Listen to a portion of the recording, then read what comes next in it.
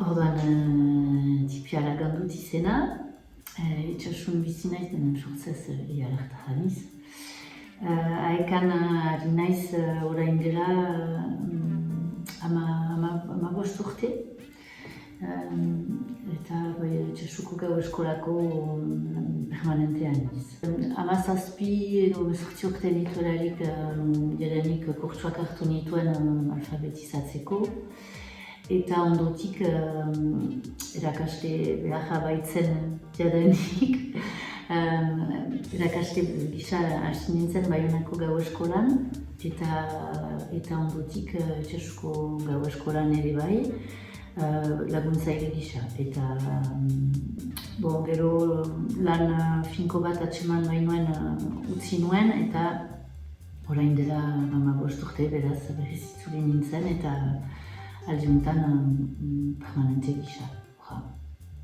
Orduan, itxasuko gau eskola ez da gaurkoa ere ez. 1993an elkartea sortu zuten, baina zenbait urte lehenago herritar batzuk hasi ziren hemen goitza honetan kurtsuak emaiten eta orduan ondotik beraz talde hori haekari lotu zen eta gero hemen ofizialki gau eskola bat sortu zen eta hori hor eta 13an lako zerbait. Orduan, gaur aurten laurogei bat ikaste bat ditugu. Usaian beti 100 gira eta aurten pixka bat gutixun. 12 taldetan banatuak dira eta 10 urotara 10 irakaste gira. 8 laguntzaile eta 2 langile permanente. Mintzalagun taldeak hori da haekak abiatu duen proiektu berria, praktikatu deitzen da proiektu hori. Eta horten erabaki dugu itxasun idekitzea Uztaritzen, Baionan eta Hendaian hori proposatzea beraz zer den zuzen. Helburua da herrietan euskararen erabilpena bultzatzea. Orduan proposamen hori herritarrei egina zaie.